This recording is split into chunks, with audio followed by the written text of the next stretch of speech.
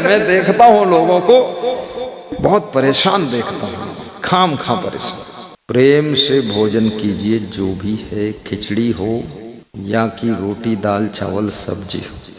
रोटी दाल चावल सब्जी से बेहतर कोई भोजन नहीं, सबसे टॉप है। और शरीर को स्वस्थ रखने के लिए सुबह खिचड़ी और कढ़ी सबसे टॉप है। आपके देश का प्रधानमंत्री हफ्ते में 2-3 दिन तो खिचड़ी और कढ़ी खाता है, क्योंकि गुजरात में खिचड़ी कढ़ी खूब खाते हैं। खिचड़ी कढ़ी, कढ़ी जो है पेट की बीमारी को काढ़ कर निकाल देती है, काढ़ देती है। और खिचड़ी जो है पेट में चिपके हुए मल को निकाल कर बाहर कर देती है। लेकिन अब रात भर कर तसला भर कर खाओगे तो खिचड़ी भी फंस जाएगी जाकर। थोड़ा कम खाना पड़ेगा और चबा चबा के खाना पड़ेगा और 10 मिनट टहलना भी पड़ेगा खाने के बाद। पेट की मोटर में खाने की सवारी कम भरो। गा दूं? पूरा गा दूं कि अधूरा गा दूं कि बंद कर दूं? पूरा फ्री में गा दूं कि कुछ ले लो पैसा तुमसे? फ्री में? हाँ, ये तो इंडिया फ्री में चल ही रहा है। इंडिया में फ्री में अगर तुम गोबर बांटो तो रौंद डरी हो गोबर ले ले। फ्री में जो मिल जाए, फ्री में राशन मिल जाए, साड़ी मिल जाए। बहुत फोकटहा लोग हैं यहाँ, दिन भर लाइन में लगे रही हैं। 1000 रुपये काम करती तो 2 साड़ी मिल जाती, लेकिन एक साड़ी पर दिन भर पत्नी बैठ रही है। बहुत बुद्धू लोग हैं ये देश में। गाइए। पेट की मोटर में खाने, जवान तुम भी गाओ, मुस्कुराओ। सवारी कम भरो, फेल हो जाएगी ओवर लोड हो जाने के बाद, अर्जुमंदान सेहत याद रखे। जिनके मन में स्वस्थ रहने की इच्छा है वह ये नियम याद रखे। क्या नियम है? अर्जुमंदान सेहत याद रखे। 10 मिनट हर रोज टहले, शाम को खाने के बाद। शाम को, दोपहर में खाने के बाद मत टहलना। इस सड़क पर धूप में टहल रहे हो खा के। दोपहर में खाने के बाद 10 मिनट थोड़ा आराम मिल जाए तो ठीक है। वज्रासन में बैठ जाइए। वज्रासन, वज्रासन मतलब घुटनों पर बैठिए। अब क्या मैं कहूँ, वज्र माने वज्र, घुटना पुटना तुम समझ नहीं पाओगे, तुम उल्टे ही बैठ जाइए। पूछ लेना मोबाइल के गूगल में वज्रासन कैसे लगता है। गूगल में सब बता देता है, किस टायर में कितनी हवा डालनी चाहिए, किस गाड़ी में कितनी हवा होना चाहिए, सब बताता है। हमने एक साधु से पूछा बोलेरो पिकअप में हवा कितनी होना चाहिए, तो बोला 80 डालता हूँ। तो गूगल से पूछा तो उसने बताया 36 से 40 डालना चाहिए। हमने कहा दुगनी हवा डालते हो क्या रिजल्ट आया? बोले एक नया टायर फट गया और क्या हो।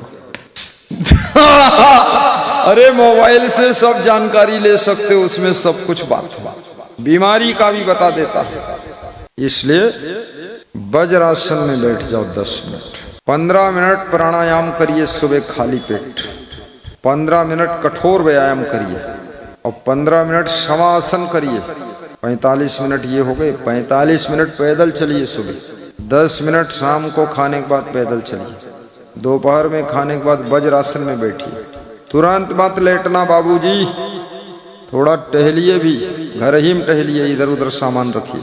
पर्दा ठीक करिए, खिड़की पोंछ डालिए, गंदगी कचड़ा, कुछ बात करिए बैठकर अपने वाइफ से। जब से मोबाइल आया है पति पत्नी भी बात करना बंद ही हो गया लगभग। पति पत्नी दोनों अपने अपने मोबाइल में भिड़े रहते हैं और जो मोबाइल से फुर्सत पाते हैं दोनों आपस में भिड़ जाते हैं।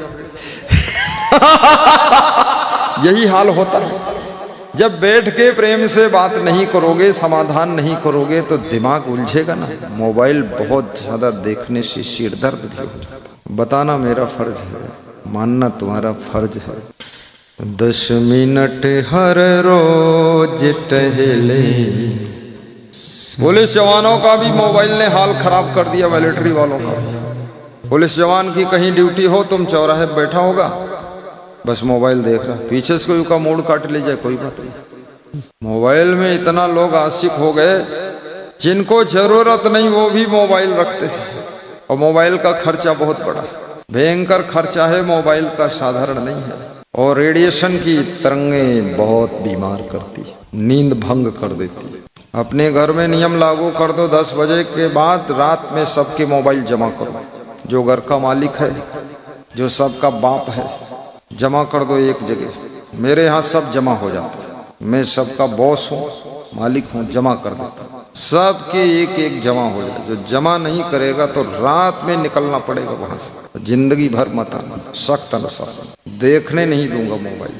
सब हंस के जमा कर देते। कोई साधु तो कहता अरे गुरुदेव मुझे तो जरूरत ही नहीं है, हम तो बिना मोबाइल ही ठीक है, हमारे लिए तो आपका बस दर्शन। जब आपके दर्शन के लिए हमने घर परिवार माता पिता भाई बहन सब छोड़ दिया, तो मोबाइल का डिब्बा क्या काम का? ये बात है।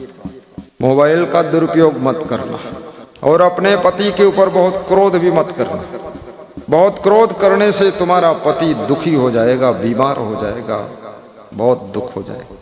अपनी पत्नी को भी सताना मत, उल्टा पलटा काम करके। उलट पलट काम करोगे तुम्हारी वाइफ को टेंशन हो जाएगी, बहुत दुखी हो जाएगी। दारू मत पीना नंदलाल, और पान पुड़िया तंबाकू मत खाना भोंदूलाल, और गांजा चरस सिगरेट मत पीना चंदूलाल। ये सब छोड़िए। चाय भी केवल सुबह एक चाय लीजिए बस। एक सज्जन चाय पीते थे 18 चाय 24 घंटे में।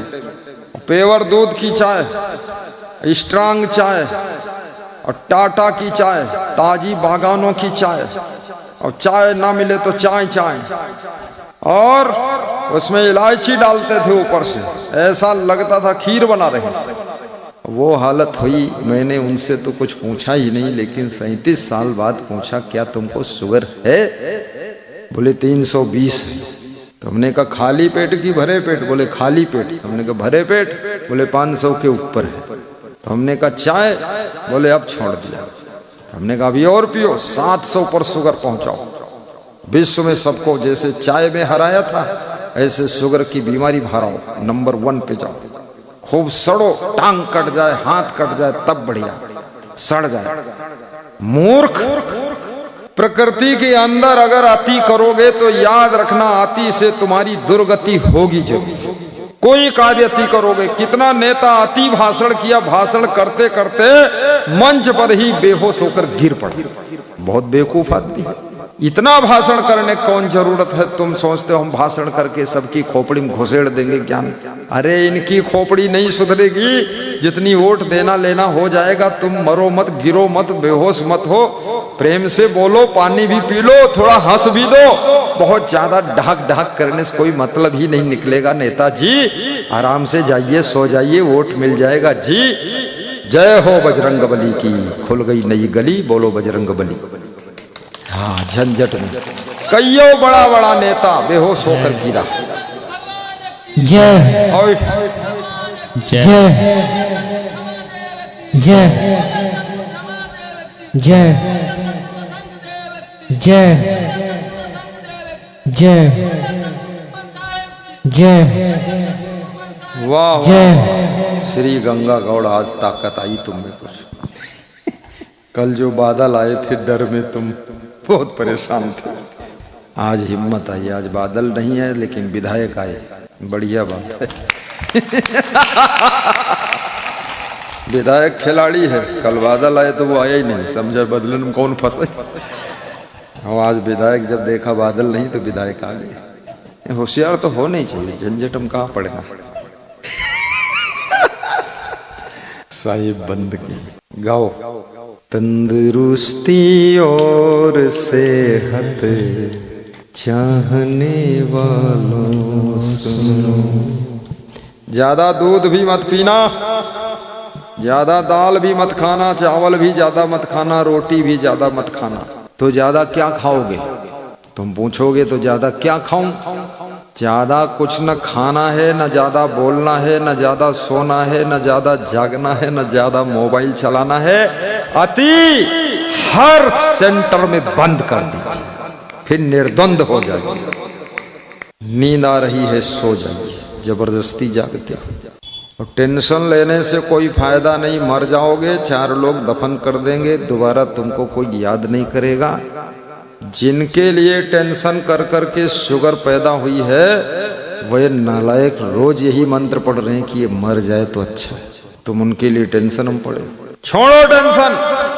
और बुढ़ापे में ज्यादा पचड़ा मत पालो, तखत पर बिछौना बिछा लो, कोमल मत बिछाओ, कड़ा मत बिछाओ, मीडियम बिछाओ।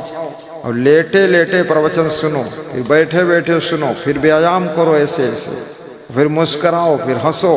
अब घर के बुलाने आए तो खाओ, नहीं तो पानी रख लो, 1 बाल्टी पीते रहो। और पड़ोस में बाथरूम बना लो, जवानी में उसी में लघुशंका जाते रहो। हाँ, जवानी में इधर उधर भोंदू बनकर घूमते रहे, न बाथरूम बनाया, न किचन रूम बनाया, न बेडरूम शुद्ध बनाया। जब तक तुम मालिक थे सब सेटिंग सही कर लो, अपने लिए भी, बच्चों के लिए भी कर दो। और बच्चे स्वयं ऐसे महान बच्चे बनो कि माँ बाप के लिए और बेस्ट रूम बना दो। माँ बाप ने मकान बनाया, उसमें बेटा बेटी बहू रहते हैं। अब बेटे बहू का नंबर आया है कि तुम नया मकान बनाओ, टॉप का रूम, जिसमें अपने बाप को रखो, अपने सास ससुर को रखो। कर्म के कर्ज से छुटकारा पा जाओ। ये आलसी बेटा उसी पुराने घर में लेटा। एक 40 साल का बेटा मिला, मैंने कहा क्या करते? बोले अभी तो कुछ नहीं करता। तो हमने कहा कौन करता? बोले अभी तो बाप कर रहा। तो बाप कितनी उम्र है? बोले 70 साल। तो हमने इस बाप से पूछा ये बेटा क्यों नहीं कर रहा? बोले ये आलसी है। तो हमने कहा तुम क्यों कर रहे हो? बोले मैं मेहनती हूँ। तो हमने कहा तुम मर जाओगे तब इसका क्या होगा? बोले ये हमसे पहले मर जाएगा, नालायक है। कितने बेटा इतने कमजोर हैं, वापस पहले मरने को तैयार है। ना मालूम कौन कुकर्म करते। थोड़ा हष्ट पुष्ट तंदुरुस्त भी रहो, कुकर्म छोड़ो, बलवान बनो, ताकतवर बनो, शक्तिशाली बनो, बुद्धिमान बनो, चतुर बनो, खिलाड़ी बनो। दुनिया में ना खेल बदलता है ना खिलाड़ी बदलते हैं, खेलने का तरीका बदलो तो हर खेल में जीत आपकी होगी, जीत आपकी। बोलिए सदगुरु भगवान की जय। पार्टी बदलने की जरूरत नहीं है, स्वभाव बदलने की जरूरत है। कितने लोग एक बार टिकट न मिले तो पार्टी बदल देते, और दूसरी पार्टी में टिकट नहीं मिला तो तीसरी पार्टी में जाते हैं। वो सब पार्टी में झांक लेते हैं, आखिर में गोबरनाथ फिर उसी पार्टी में आते हैं। इनका नाम हमने गोबरनाथ रखा है। जरा भी संतोष नहीं, विवेक नहीं, राजनीति करने चले। अरे टिकट ना मिले इससे बड़ा सौभाग्य। 5 साल आराम करो, व्यायाम करो, खूब सो, प्रवचन सुनो जाकर। मूर्ख आदमी उसमें खाम खा घुसा हुआ, उसमें लड्डू कहाँ रखे। और पश्चिम बंगाल में शुभेंदु सरकार मुख्यमंत्री बना, उसको नींद ही नहीं आई है 1 महीना से, एकदम ऐसे घूमता है भब्बड़ो। हमने कहा कि पागल भी हो गए। कुछ नहीं मिलने वाला है दुनिया में, चाहे राजनीति कर लो, चाहे धन कमा लो, चाहे पद कमा लो, कुछ भी बड़े पद पर पहुंच जाओ, सब थोड़े दिन वाह वाह है और फिर बात खत्म, पैसा हजम। इसलिए याद रखना, सबसे पहले अपने स्वास्थ्य का ध्यान रखिए, नंबर 2 पर अपने मन का ध्यान रखिए, नंबर 3 अपनी फैमिली का ध्यान रखिए, और नंबर 4 अपनी आत्मा के मोक्ष के लिए भक्ति और सत्संग से जुड़ जाइए। नंबर 5 दुनिया।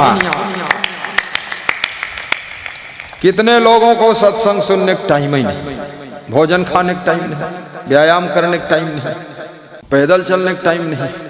मैनेजमेंट बहुत तगड़ा चल रहा, बहुत तगड़ा। घर भी नहीं, छत टपक रही, मैनेजमेंट हो रहा। गाड़ी भी नहीं, फटफटी चल रही, फटफटी पर बैठे हैं और पैंट फटी। इंग्लिश बियर पी रहे हो, अंडर बियर है नहीं। अरे ये मैनेजमेंट किस मॉडल का तुम्हारा है? सुखद मैनेजमेंट होना चाहिए, शांत प्रद मैनेजमेंट होना चाहिए, हंसता हुआ मैनेजमेंट होना चाहिए, the tension free of management in life. ऐसा मैनेजमेंट करिए। हमेशा फ्री भी रहिए और व्यवस्था भी चलनी चाहिए। मैं यहां हूं, सत्संग करता हूं, 9 महीने से आश्रम नहीं गया। हमारे सभी आश्रमों में निर्माण भी चल रहा, सभी आश्रमों में, और मैं दुबौली में मस्त सेवई खा रहा और साधुओं से कहता हूं 8 घंटा सो, ना घर गाड़ी ना धन गाड़ा, और ना घर भैंस न चोकरे पाड़ा, और ना घर तिरिया ना बालक रोए, और परा साधु धुरंधर सोए। कोई टेंशन नहीं, खूब सुला देता हूं इनको। बकवास फालतू। महिलाओं से भी कहूंगा चिंता मत करना, गहरी नींद सो लेना।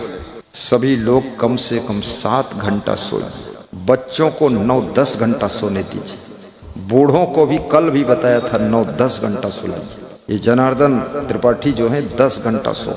बहुत दुनिया देख लिया, बहुत कर लिया, 82 साल के हो गए। छोड़ो बकवास, जब दांव पड़े तब सो जाओ और फिर उठो, फिर पानी पियो, मुंह धो, फिर थोड़ा प्रवचन सुनो, फिर सो। सोने से शरीर को रिलैक्स मिलता है। जब गहरी नींद में तुम सोते हो तो बॉडी स्वयं शरीर की सर्विसिंग करती हो, मेंटेनेंस करती है। इसलिए जब जब तुम बीमार होते हो, हॉस्पिटल जाते हो, डॉक्टर तुमको नींद की दवा पहले देता है और 12-12 घंटे तुम सोते रहते हो हॉस्पिटल में। तुम्हारे माँ बाप समझते हैं बेटे का इलाज हो रहा है, बेटा समझता है बाप का इलाज हो रहा है। इलाज नहीं, सुला रहे हैं और कुछ नहीं। और खूब सुला दिया, 6 दिन तुम ठीक हो गए। फिर पूछा फीस कितनी, तुमने पूछा फीस, डॉक्टर निकाला खीस, बोला 60,000। तुमने कहा ये लीजिए और मेरा बाप बच गया, धन्यवाद। वो समझता है 60 रुपए की दवा में सुलाया हो और कुछ इलाज नहीं हो। घर में सोता ही नहीं बाप, जहां देखो उल्लू की तरह बैठा रहता है। आंखें फूल गई, गड़ रही आंखें, चुभ रही, फिर भी नहीं सोता। 2 चीजें ध्यान रखना, सोना और साथ में पानी पीना, और तीसरी चीज व्यायाम करना। लंबे समय तक सफलता के शिखर पर टिकना चाहते हो, हमेशा नई नई सफलता की चोटियों को छूना चाहते हो, इसके लिए स्वस्थ रहना आवश्यक है। इसके लिए चिंता मुक्त रहना आवश्यक है। इसके लिए हंसना आवश्यक है। इसके लिए प्रसन्न रहना आवश्यक है। इसके लिए गहरी नींद आवश्यक है। इसके लिए भोजन कम खाना आवश्यक है और चबा चबा कर खाना आवश्यक है, और ठहाका मार कर हंसना आवश्यक है। तुम जिंदगी भर ना हंसो, कोई इनाम देगा, और हंस दोगे तो क्या कोई तुम्हारा टिकट काट देगा? जाने दो बकवास, हंस करके जीना सीखो। मैं तो राजनीति में होता तो भी शुरुआत भाषण की ठहाका से ही करता। अरे वोट दो चाहे भाड़ में जाओ यार, हंसने तो दो कम से कम। वोट एक नौटंकी में हम मार डालोगे हमें तो। मैं नहीं वोट लेता तुम्हारी, तुम्हारी जरूरत है ना। वोट नहीं दोगे तो चंडाल को वोट दोगे, चंडाल तुमको लूट देगा। मत दो वोट। अच्छे लोगों को वोट नहीं दोगे तो चंडालों को वोट देना पड़ेगा, और चंडाल जब अधिकार पाएगा तो तुम्हारी खोपड़ी का एक एक बाल उखाड़ देगा। ऐसा नहीं है कि नेता की ही गर्ज है वोट लेने की, जनता की भी गर्ज है अच्छे नेता की। लेकिन जो नेता समझ लेता है कि मेरी ही गर्ज है, तो दुनिया भर के गाय भैंस के पांव छुअत घूमत, गाय मने भैंस मने और पांव छू ले, तुम हो वोट दे दो भैंस, भैंस का हम तुम्हारे मुंह में गोबर कर देंगे। बोले चलो ठीक, वोट दे दो, गोबर कर दो। अरे छोड़ो मूर्खों काम।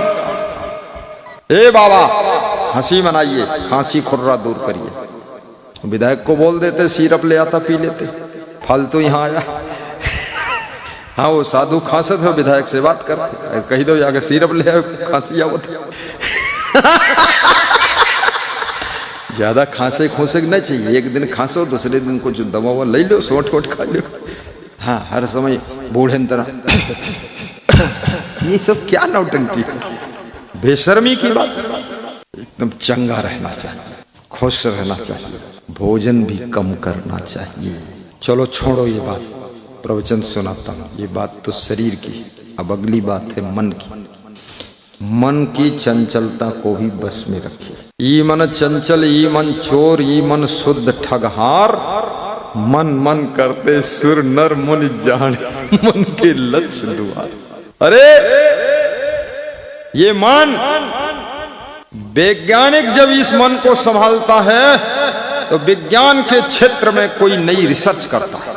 विद्यार्थी जब मन को कंट्रोल करता है, आईएएस पीसीएस परीक्षा को क्रॉस करके जिला का कलेक्टर बनकर आता है। साधु जब मन को कंट्रोल करता है, साधना में प्रवेश करता है, साधु सिद्ध पुरुष बन जाता है और फिर जिसको आशीर्वाद देता हो सफल हो जाता है। बोलिए सदगुरु भगवान की जय। जब कोई नेता अपने मन को कंट्रोल करके नेतागिरी करता है, याद रखना विधायक से लेकर के प्रधानी से लेकर प्रधानमंत्री तक पहुंचता है जाकर।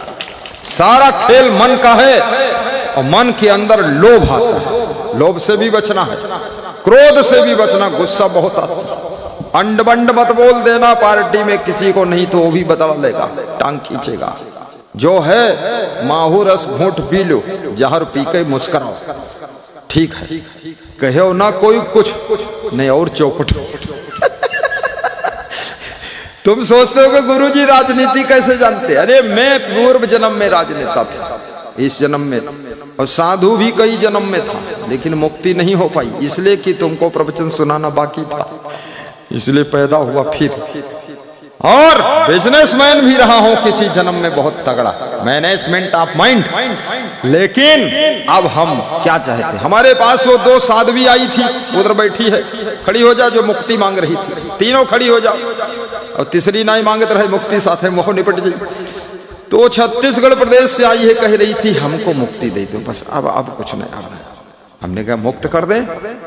दूसरी बोली हम हूं मुक्ति चाहिए, अब इसे बहुत जंजाल हुआ। तीसरी जो है खड़ी बस करार भाई, खाली ये मुक्त हो यही नहीं कि टांग पकड़ के साथ है मुक्त हो।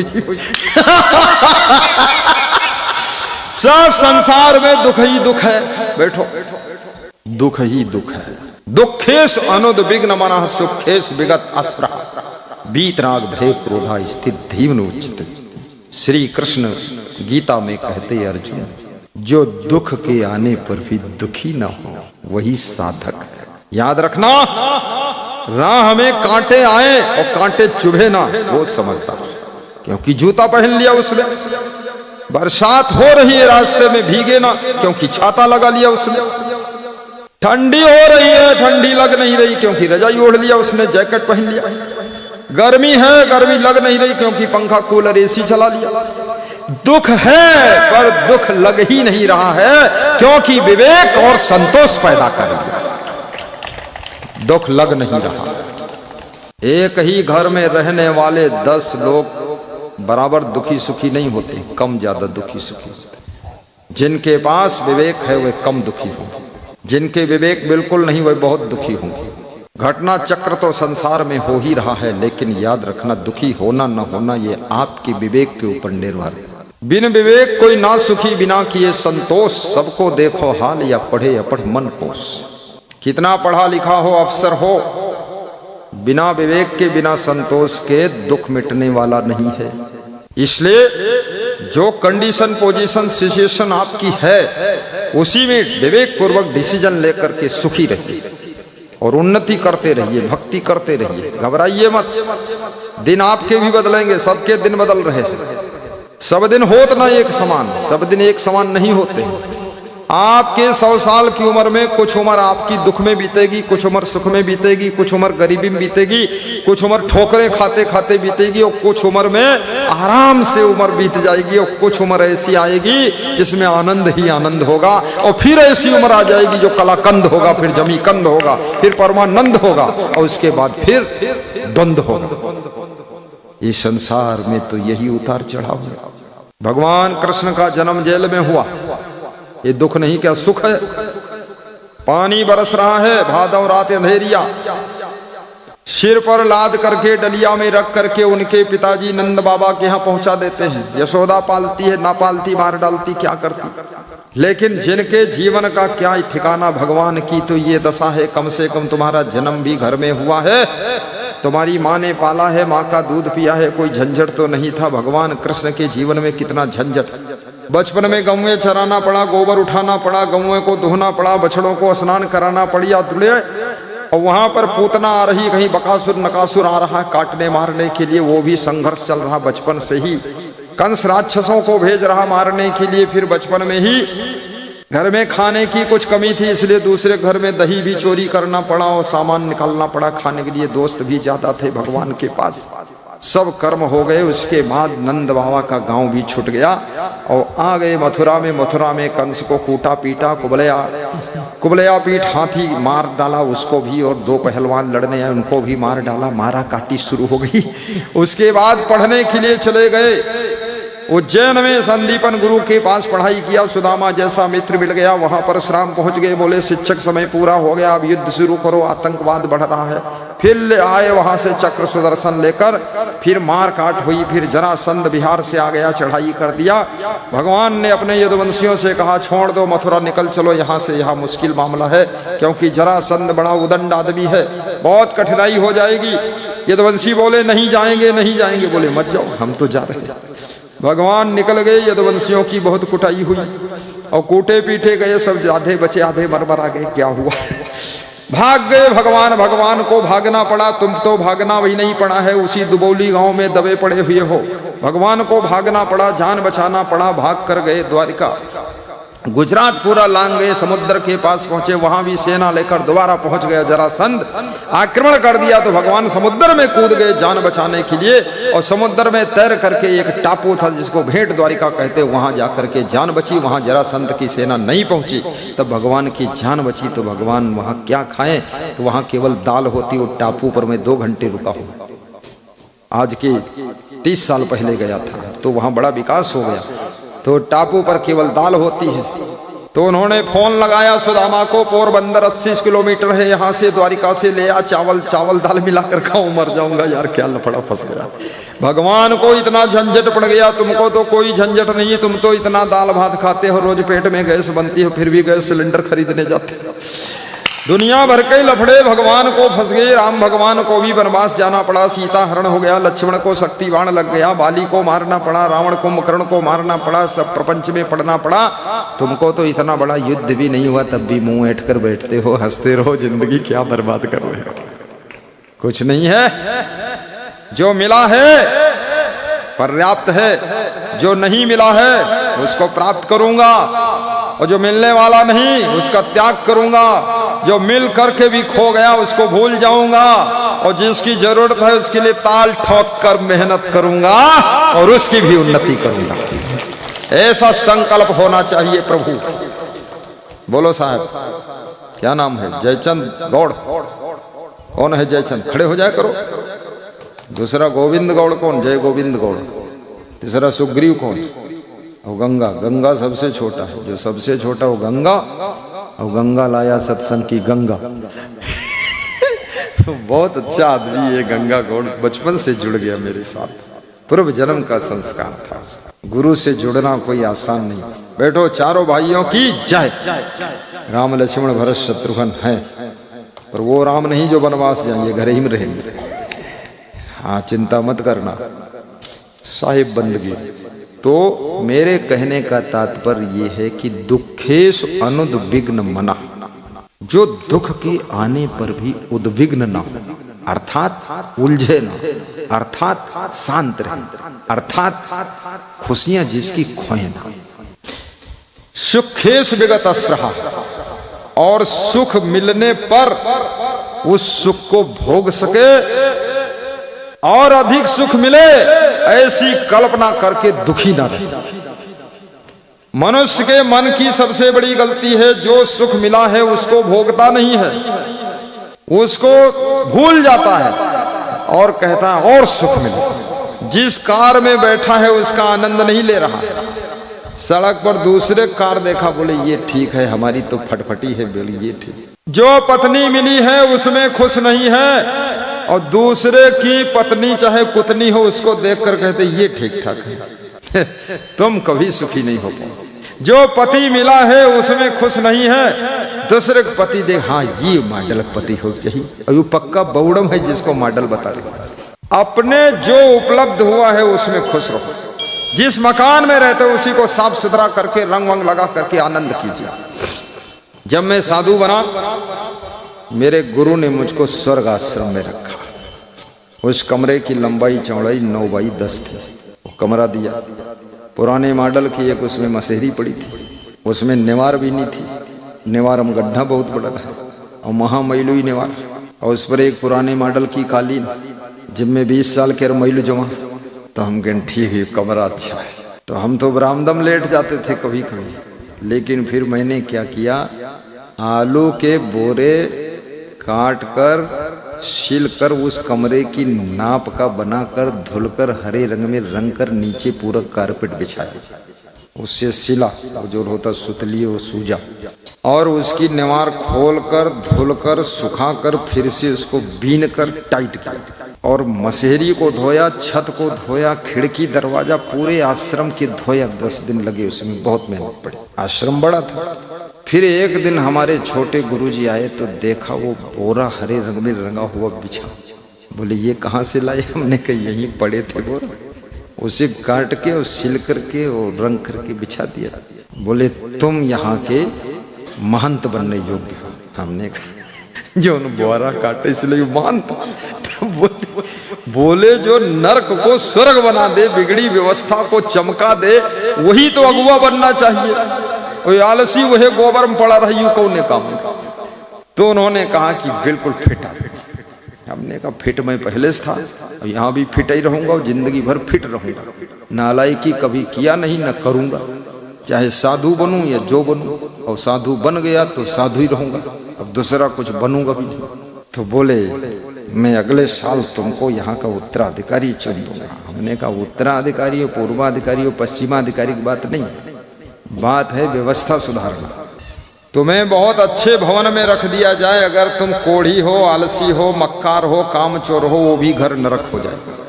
और तुम्हें साधारण घर में रख दिया जाए, तुम मेहनती हो और कुछ करना चाहते तो वो घर भी चमकने लग जाएगा। तांडव वन मिला था पांडवों को, हस्तिनापुर से सुंदर उसका डेवलपमेंट कर दिया था पांडवों ने, और कौरवों को हस्तिनापुर मिली, हस्तिनापुर की भी हस्ती मिटा दिया उन्होंने, दुष्टों ने दारू पी पी करके। इसलिए मैं निवेदन करूंगा अपने घर को मंदिर जैसा बनाए और प्रेम से रहिए। पति पत्नी ऐसे रहो जैसे दोस्त रहते, पिता पुत्र ऐसे रहो जैसे मित्र रहते, सासू बहू ऐसे रहो जैसे दो सहेली रहती, और याद रखना भाई भाई ऐसे रहो जैसे आपके मुंह में दोनों आंखें रहती। प्रेम जहां है वहीं सुख है, प्रेम के बिना सुख नहीं। इसलिए व्यास गादी निवेदन करती है कि प्रेम को बढ़ाइए। धन बढ़ रहा है, पद बढ़ रहा है, मकान बढ़ रहा है, प्रतिष्ठा बढ़ रही है, कार बढ़ रही है, लेकिन संस्कार घट रहा है, प्रेम घट रहा है, भाव घट रहा है, प्रभाव बढ़ रहा है। एक दूसरे के प्रति प्रेम पैदा करो, देखिए कितना सुख मिलेगा। और एक दूसरे से संभल कर बोलो भी, ऊट पटांग मत बोलो, कम बोलो, लेकिन जो बोलो तो थोड़ा ठीक ठाक बोलो। गाइए भजन।